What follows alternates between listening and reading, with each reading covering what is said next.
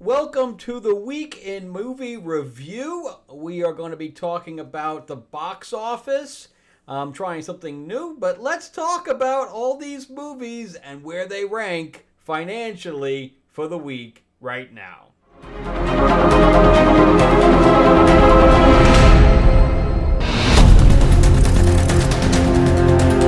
Welcome back to the channel, everyone. Thank you so much for spending time with me as we rant about movies, comic books, and television shows, as well as the occasional board game. And I'm going to try something new here. We're going to do a weekend review at the box office and see where the new releases and post-releases have ranked. I need to come up with a name for this series. I'm going to do it once a week. I want to basically do count backwards from the top 10 movies for the week.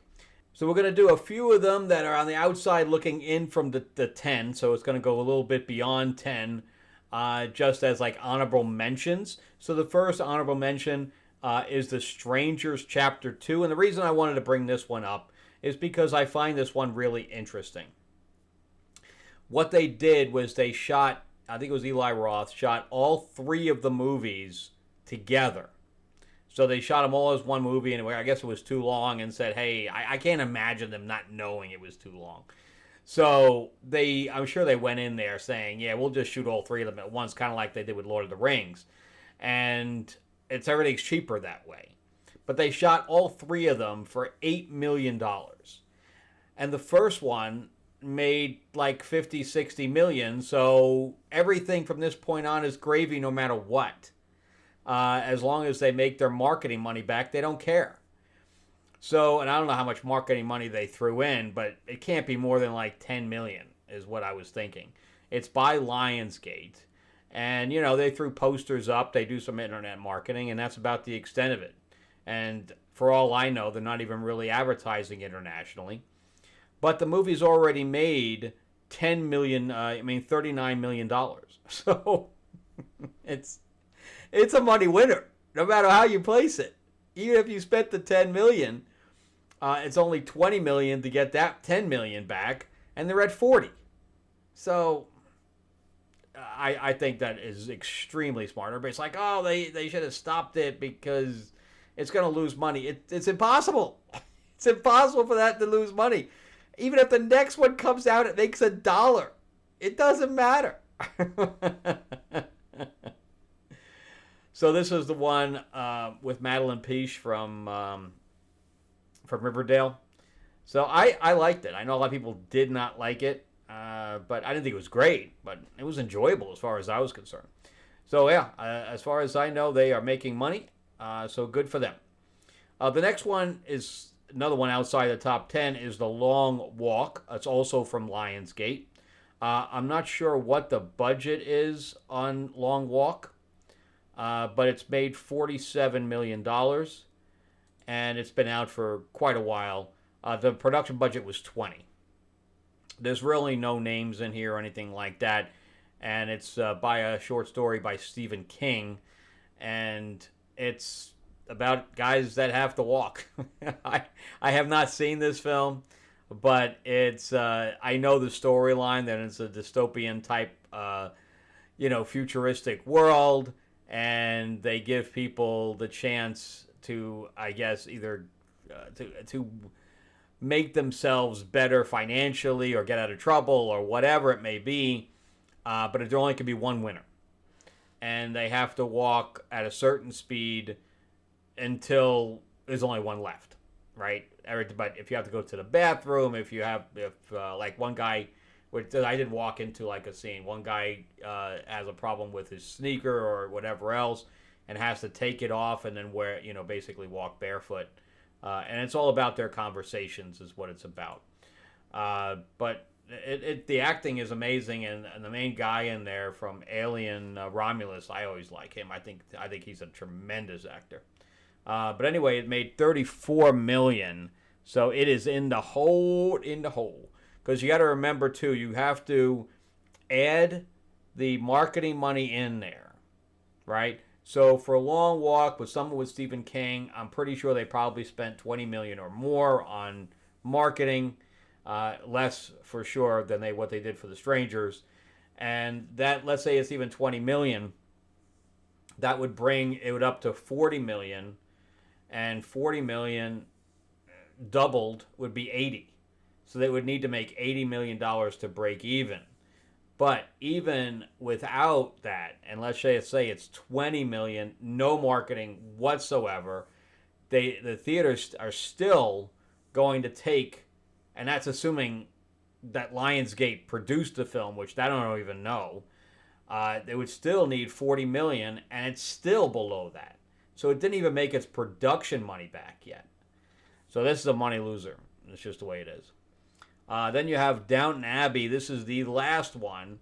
Again, they made so much money on the other films that no matter what this film does, it's fine, and they're not going to plan on making another one. This does close everything off.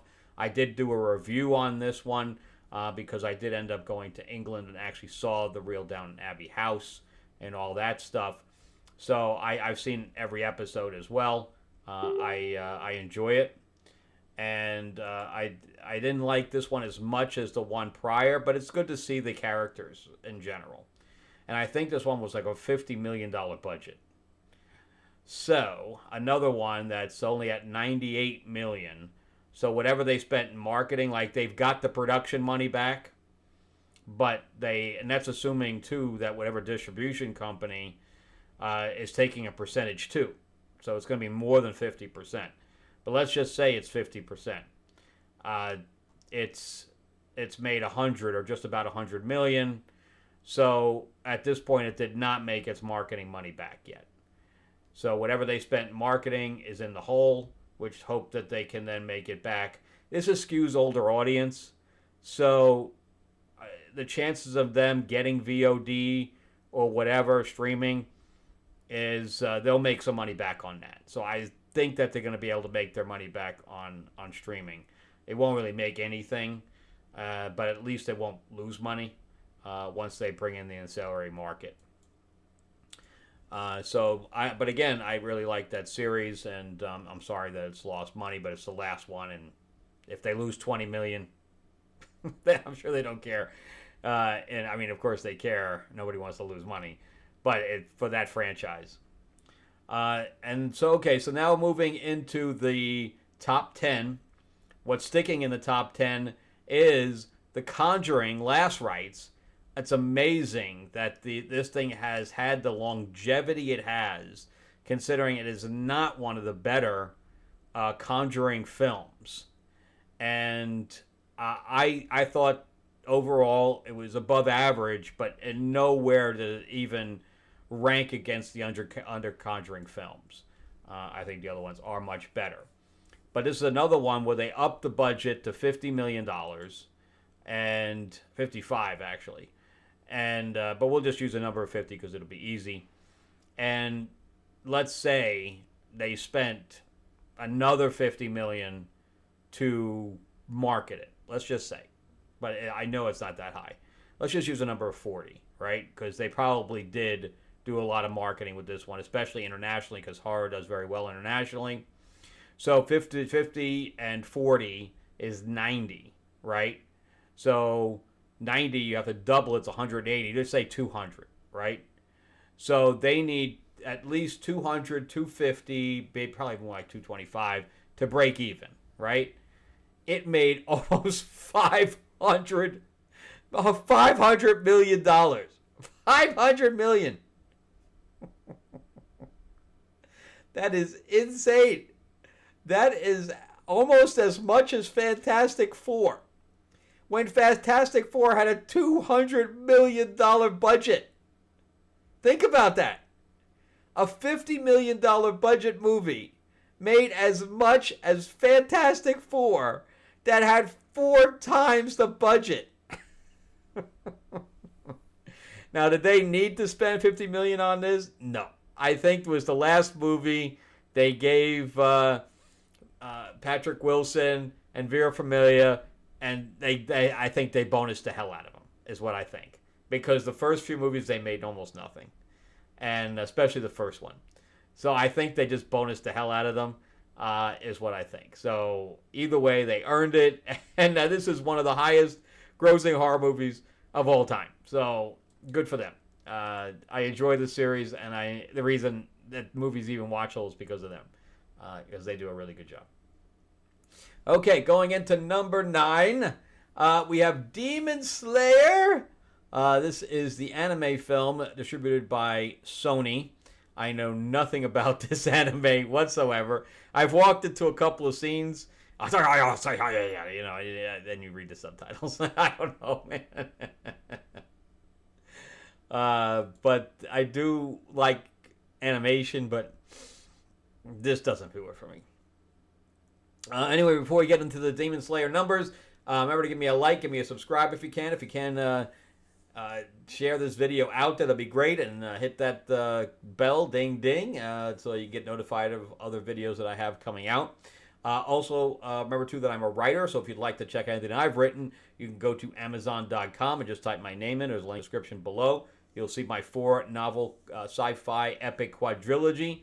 So if you like Star Wars, Star Trek, Guardians of the Galaxy, you'll love Destiny Aurora. It was made into a board game, an RPG, a graphic novel. It's on Audible. So if you like to listen to your books, it has multiple voices, so you'll like that as well.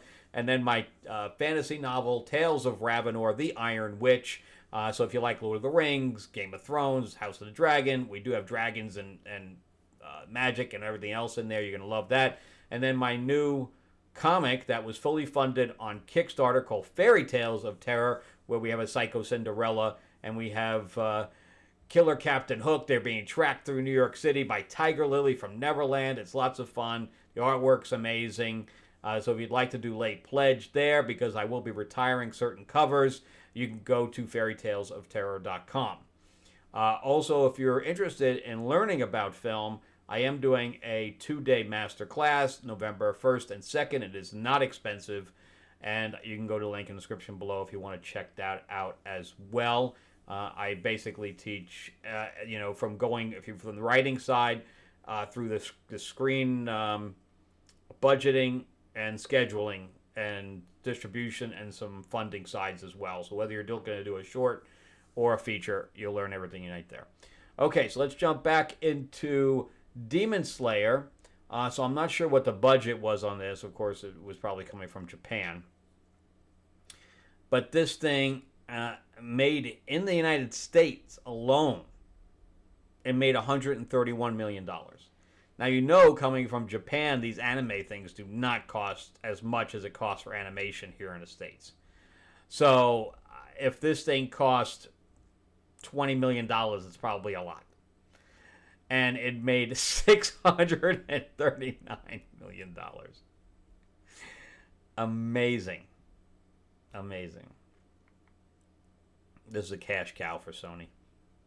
Because even if they're taking, 20% off the top for doing nothing. That's crazy. Because Sony's only distributing it. That's it. So, but yeah, $639 million for a movie that costs practically nothing. Amazing. That's how it is right now. The movies that are costing the least are making the most money. Isn't that crazy? After the Hunt is the next one down on the list. It's by Amazon and MGM. This is a straight drama I did not see this movie either. I had no interest. With Julia Roberts and Andrew Garfield. And it's basically, I watched a few minutes of it when I walked into it, because I like to walk around. And it was Julia Roberts saying, "You guys are too soft. We're not here to coddle you," which is amazing because that's how, I don't know, people feel. I don't know, everybody's feelings. It was almost like that movie Tar with Cate Blanchett, where she had this big speech about people are too soft. I'm not here to coddle you. About, artists. I think it was about music. So about musicians that they didn't like their past or whatever else.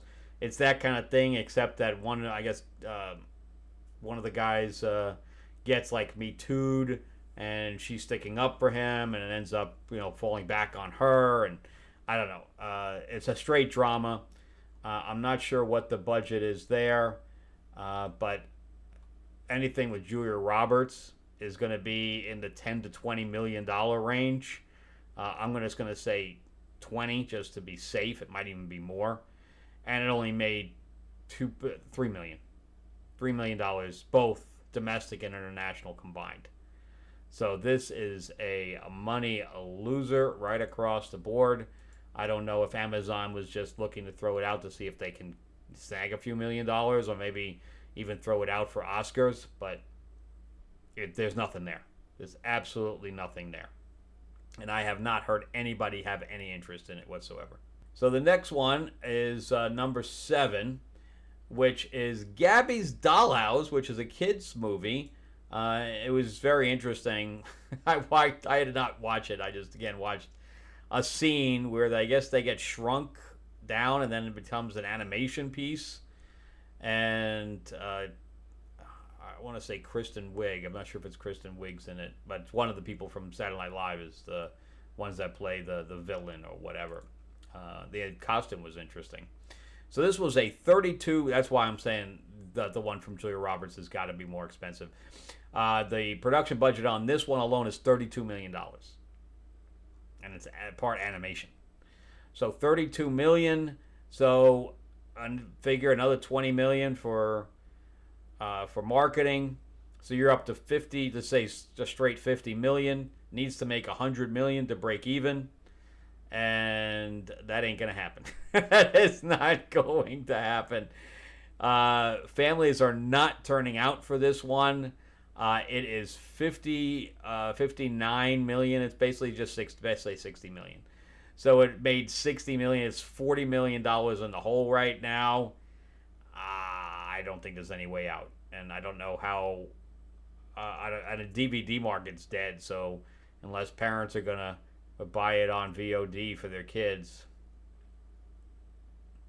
I think this is a money loser. This is a money loser. Too bad for that one, because I think this comes from a TV show or something. But it's from Universal. Universal taking a bath on that one. Which, I think the budget was just too high for that kind of movie. Why would you put $30 million into that? That's the problem, is that the studios and networks don't know how to remove the top-heavy money that's being spent, because that money's not all on the screen. I'll tell you that.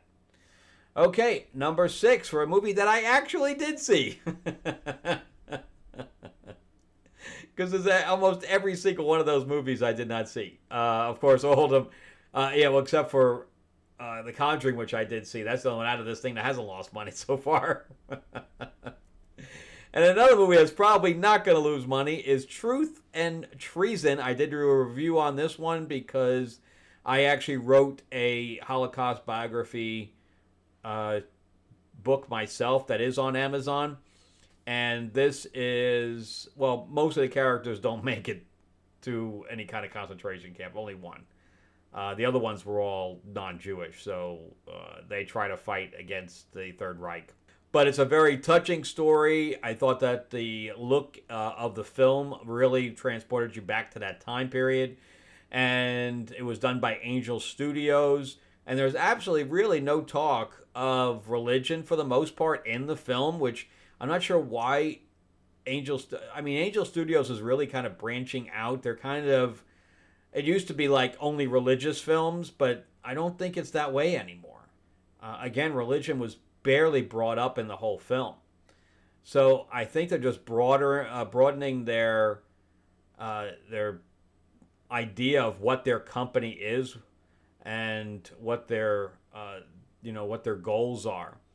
To maybe it's just about heroism in general, of which this definitely has. People that risk their lives for beliefs and things to that effect. If they're kind of broadening that stroke to that, then it does work. But hats off to these guys. They shot this thing for like $2.8 million in a period piece in Lithuania, and it's made $3 million. So on its first weekend.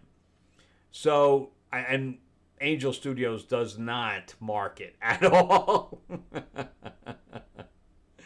I saw a few things pop up. Spent very, very little on marketing. So it's I'm sure it's definitely going to make its production money back for sure because I'm sure it'll end like I'm hoping it ends around 8 million is what I'm hoping. Okay, going into number five. Number five is alive, and that is One Battle After Another. I did see this one. Most of the time in the top 10, I have seen them. I did a review on this one as well. The problem with this one is twofold. It kind of cuts off half of the audience because it is leaning in a political stance that only is popular on one side of the aisle. And the budget is way too high for what this is. I mean, way too high. I don't know who was smoking what under David Zaslav's group under there that greenlit this thing for that kind of money. I don't know. I don't get it. But the budget was $180 million. And I was also told that Leonardo DiCaprio actually gets money off the top. He gets money off the gross, a percentage. So he's seeing his money before Warner Brothers is seeing their money. So this thing is at $160 million. So let's say the 180, right? And let's just round it off. Let's just say they only spent $20 million on marketing, which it was higher than that with Leonardo DiCaprio in that cast. But that is 180, so it's 200, so it needs 400 million to break even, and it's made actually more money internationally because of his name, and you get less money on the international market than you do on the domestic one, but we'll just say it's 50-50 across the board anyway. So yeah, this movie needs 400 million. It's made 163.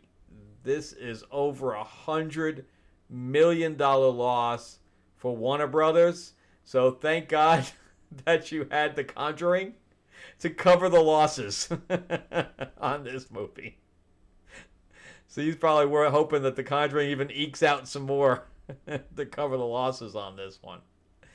Crazy. I don't know why they greenlit something that high. So if you're saying, well, it's still got a time to make money, no. No, it's this week it made very, very little money. Very, very little money. So probably in the six digits. So it's not making anything anymore. Its time in the theaters is over. And if it's making $1 million or $2 million, that's not going to put a dent in that 100 million. All right, going on to number 4, we have A Roof Man. I saw this one as well and did a video on it. And this is the Channing Tatum, Kirsten Dunst film that I thought had a lot of heart. I actually liked it quite a bit, but nobody's seeing it. And I guess they're saying because of the marketing, it was marketed directly to women. And I'm not sure that was a good idea. And I can't see the budget on this one, but I think it was around 20 million or so. So even if you put 5 million in there for marketing, you're at 25 million. It needs 50 million on a lowest end of existence to break even, and it's at 18. This is a money loser as well, which is unfortunate. It's based on a true story. It has some really good acting in it, and it's going to lose it. I don't know. No matter what it does, even if it does another 10 million on streaming, it's not going to be enough. Or on VOD, it's not going to be enough. Okay, actually, there is a movie here I did not see, and this number 3 spot is Good Fortune. And I may be skipping this one because there's just too many. I can only really go to the movies twice a week. And that's high. But there's so many things coming out. There's 2 movies every single week that I want to see, and then there was 3 on this week. So I didn't get a chance to see it. But it's another money loser on this one. Another money loser. This is being put out by Lionsgate. Oh my God, Lionsgate is just in bad shape. They are bad shape. I think this movie is directed by Aziz Ansari, and I heard the movie was just not funny. I'm a big guy. I like to support anything that Keanu Reeves does. Seth Rogen, I can take or leave. I forgot who else is in the movie as far as the female leads and stuff like that. But I heard it was not that great, so I really don't have any problem skipping it. But it's neither here. I would normally. Keke Palmer. All right, I'm a big fan of Keke Palmer. Sandra Oh. So, I mean, it has a good cast, which is probably why I believe it's expensive. And it's just nobody cares. And I just don't think if nobody cares because Seth Rogen's in it. Because Keanu Reeves is a draw. So let's see, Good Fortune. And of course, it's about an angel who is played by Keanu Reeves, who body swaps two guys.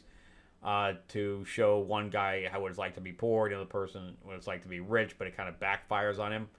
So, let's see what the production budget was, see if I could find it. $30 million. I said 20, it's 30. That's even worse. Anyway, it is at $6 million. It didn't have an international release yet. So Keanu Reeves is a big draw, but I don't know about a comedy. I don't think that he will draw on the comedy side. So $6 to $7 million on a $30 million budget. There's not even any reason to do the math. All right, number 2, Tron Ares. So another money loser for Disney. Disney just has to go and say, well, someday we'll get a hit. I don't know. The only thing that hit for them, and these guys spend like $100 million in marketing. I'm gonna just say 50, just to make it low. But Disney loves to spend money internationally. So when it's a worldwide marketing event, it just gets very expensive. And the budget for this was $180 million. Even if you say $40 million, you're at $220. So $220 times 2 is $440. So it needs $440 million, just say 400 to break even, and it's at 100. This movie's going to lose $100 million at least, and they literally just opened up a ride, like a roller coaster in Disney, because they thought this was going to do well. The problem's Jared Leto, man. First of all, they did not follow the last film for God knows what reason. This movie's all over the place. I did a review on this one also. And Jared Leto is just not a draw. Get over yourself, man. And I know he's the one that pushed this to get made because he's a fan, but bad move, man. The casting was bad. So, and not having Sam Flynn in it, not having Cora in it, not really having any blue character. Tron's not even in it. It's just bad. Not awful, just bad. Okay, going on to number 1. Another movie that I actually did see by Universal, and it's Black Phone 2. And this is a Blumhouse, I believe. Blumhouse normally does not spend big money on their budgets. However, they did bust a move on this one, because normally they remain between $10 to $15 million budgets for Blumhouse. That's where his sweet spots are.